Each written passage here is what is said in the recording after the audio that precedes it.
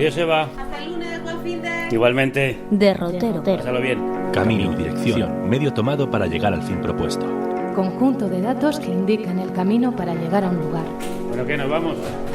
Dirección que se da por escrito para un viaje de mar. Paséis buen fin de... Libro que contiene un derrotero. Hasta luego. Línea marcada en el mapa de mareas para guiar a los pilotos. Derrota. O rumbo. Derroteros. Derrotero. Derroteros. 2.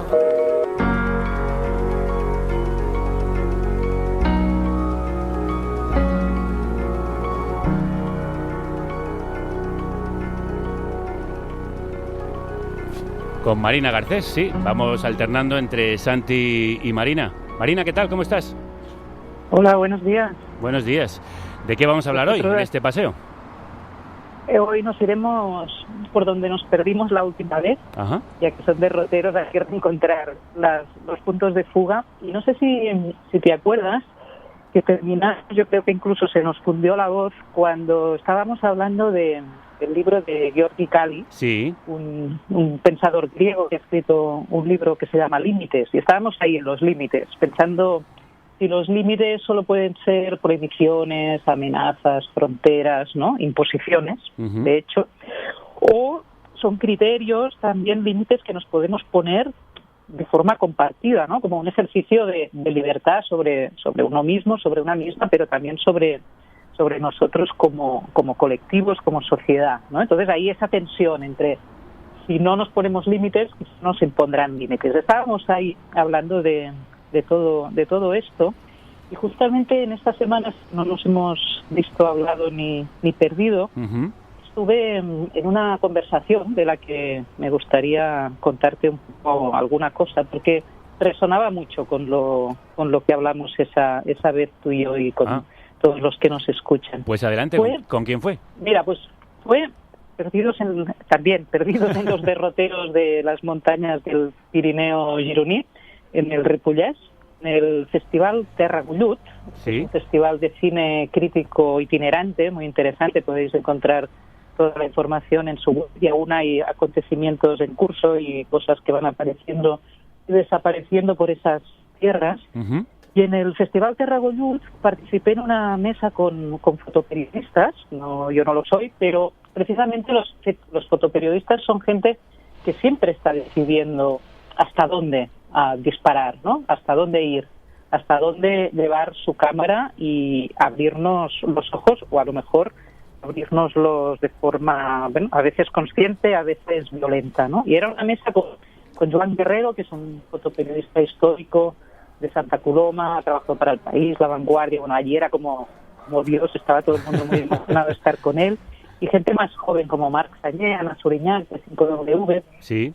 Y yo hablaba con ellos, ¿no? De cómo perciben a veces o no que se han pasado, ¿no? Yo creo que cualquier fotoperiodista tiene la experiencia de haberse pasado, ¿no? De haber ido demasiado lejos, a veces la captura de realidades que bueno, que quizá no deben ser mostradas, o por lo menos no de esa forma, pero también la necesidad de transgredir límites, ¿no?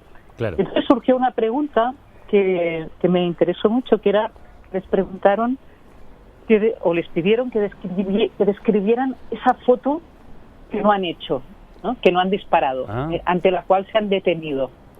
Y fue genial porque, bueno, y muy emocionante y muy inquietante, que cada uno de ellos describió con palabras esa foto que no habían llegado a disparar, ¿no? Por lo tanto, una foto que no ha sido, que solo está en la mente de quien ha estado allí a punto de poder hacerla, además con el poder de tener el botón de disparo, ¿no? Que es casi como un arma, la cámara fotográfica, y no haberlo hecho. Y en ese no haberlo hecho, esa especie de ética Bartleby, ¿no? De ese personaje que preferiría no hacerlo, sí. Que repite, exacto, que repite una y otra vez. Preferiría no hacerlo. Aparece una ética muy interesante, porque entonces la pregunta es, ¿y por qué no? ¿No? ¿Cuál es el criterio? Además, en ese momento no reflexivo en la acción. O disparas o no disparas, no hay tiempo para deliberar o evaluar pros y contras. Es ¿por qué no? ¿Por qué no disparaste? ¿Por qué no puedo disparar? ¿O por qué no hay que disparar en esta situación? Y yo pienso que más allá de la fotografía, todos podemos imaginar nuestras fotografías no disparadas, ¿no? O esos momentos, o esas situaciones, esas acciones que teniendo el poder de realizarlas no hemos hecho por alguna razón, ¿no? Y casi me gustaría invitar a quienes nos estén escuchando ahora a pensar así en cosas muy cotidianas, ¿eh? Estamos en la épica del fotoperiodismo, pero en la vida diaria lo hacemos, creo, mucho más de lo que nos pensamos, ¿no? Ese frenar algo que tenemos el poder de poder hacer y hacemos, ¿no? Entonces la pregunta del el por qué no, ¿Qué ética aparece ahí, ¿no? ¿Qué relación con los demás? A veces de cuidado, a veces mezclada con el miedo también, quizá, ¿no? Hay un miedo que se cruza con el cuidado, con la ética, con la cautela, ¿no?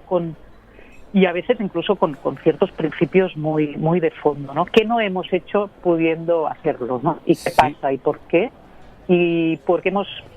Somos capaces a veces de no darnos todo el poder del que podríamos gozar, pues respecto a otros o por compromiso con algún tipo de realidad o de valor. Claro, porque... Y nada, somos Barthelbys, podemos ser Barthelbys, ¿no? En la vida y no necesariamente héroes. Sí, y estaba pensando que a veces el no da casi tanta independencia, soberanía y autonomía como puede darlo el sí. Estamos más acostumbrados a decir que sí porque hay que hacerlo, porque es lo que se nos pide, porque es lo rutinario, porque es lo convencional, porque la inercia nos lleva y muchas veces cuesta mucho decir que no. Claro, el no siempre es mucho más costoso, ¿no? Y esto lo saben todos los gurús del marketing y la gente que sabe negociar bien. Sí. Siempre te pondrán en situación de que seas tú quien tenga que decir que no a algo, ¿no? O cuando los clics en las redes, ¿no? O en las webs, o esta manera como se nos activan los capítulos de las series, ¿no? Por ejemplo, si no dices que no, se activa el siguiente capítulo. Es decir, siempre todo continúa si tú no dices que no a algo. Entonces, eso que está en la tecnología, está en el consumo, está en la negociación constante, es costoso, pero es una forma de realmente de ejercicio de la libertad, ¿no? Ese poder decir que no, y en este caso, como os decía, incluso a uno mismo, ¿no? Al deseo, en este caso, por ejemplo, de capturar la mejor fotografía o de hacer una acción épica. Bueno, quizá no necesitamos tanta épica y sí más radicalidad de este no que sabe retirarse a tiempo. Bueno, ese no, que está mucho en las luchas políticas, ¿verdad? Porque muchas veces la revuelta es una resistencia, es un no a un sistema que te aplasta, que te hace retroceder, que te hace vivir en la indigencia, en la miseria. Sí, muchas veces pensamos el no solo como protesta, no al aeropuerto, a la ampliación del aeropuerto de Barcelona, ¿no? Por ejemplo, cosa que celebro y en la que me impliqué activamente. Y estas formas activas del no son muy necesarias, el rechazo, ¿no? Rechazamos un determinado plan, por ejemplo, de económico, rechazamos unas determinadas leyes o rechazamos unas determinadas acciones. Pero ese no en retirada, ¿no? No voy a hacer eso que podría hacer. Y ahí está lo importante, porque a veces también rechazamos cosas que en realidad no tenemos el poder de decidir, ¿no? Están ahí, protestamos, ¿no? Las denunciamos y digo, es súper importante. Pero, ¿y esas que sí que puedes hacer, ¿no? Esas en las que te podrías convertir en parte del problema, ¿no? Transgrediendo límites o ejerciendo violencias que están en tu mano de acometer. Yo creo que ahí está lo más radical, porque ahí sí que te pones en juego, ¿no? En lo que es tu poder hacer o no hacer algo. Y esto me hace pensar en conoces este libro ha salido en los últimos tiempos traducido de Judith Butler sobre la no violencia. Uh-huh. Es un libro que ya ha ido dando conferencias y lo ha escrito en los últimos años y ha salido ya en castellano, en catalán, está por ahí en varias traducciones. Se llama La fuerza de la no violencia y ella hace una reflexión allí que es interesante porque no es la habitual tampoco. No es la reflexión moralista de que cualquier forma de violencia es mala, digamos. Esto sería el pacifismo moralista, ¿no? Casi casi podría estar entre los 10 mandamientos, ¿no? No matarás, pues no ejercerás ninguna violencia. Bueno, pero ¿qué hacemos con ese principio? Porque ¿dónde empieza y dónde acaba la violencia? Y sobre todo, ¿qué pasa con esa violencia que desearíamos realizar, ¿no? Yo creo que todos, seguro que tú has deseado poder, no sé, ponle tu palabra, ¿no? Pero realmente, ¿no? Agreder o entrar en una relación violenta con quienes nos fastidian la vida, ¿no? De distintas maneras. Sí. Y ella dice, realmente la no violencia empieza allí donde desearías y podrías, está en tu mano, tienes el poder de ejercer esa violencia y no lo haces.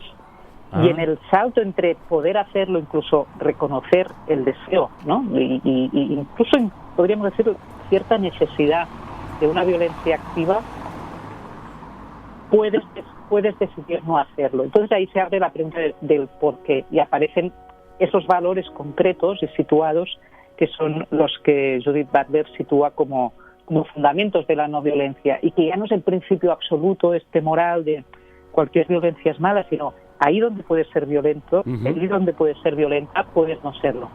Wow. Pero eso está por decidir en cada caso, ¿no? Y ahí es donde se juegan las decisiones realmente importantes. Claro, y ahí aparece la pregunta de por qué o no ser violento, ¿no? Exacto. ¿Por qué o no? ¿En qué condiciones? Y respecto a qué valores y también consecuencias, ¿no? ¿Y en qué momento es legítimo, supongo, también, ser violento frente a otras violencias? Claro, por eso ella no cierra la posibilidad de... O sea, al no sentenciar cualquier violencia es mala, bueno, puede haber ejercicios de cierta violencia, y podemos pensar en muchos tipos, simbólica, ¿no? Respecto a marcos establecidos, por ejemplo, de legalidad represiva, ¿no? O de violencia económica, o de destrucción de derechos, etcétera, que la respuesta violenta sea.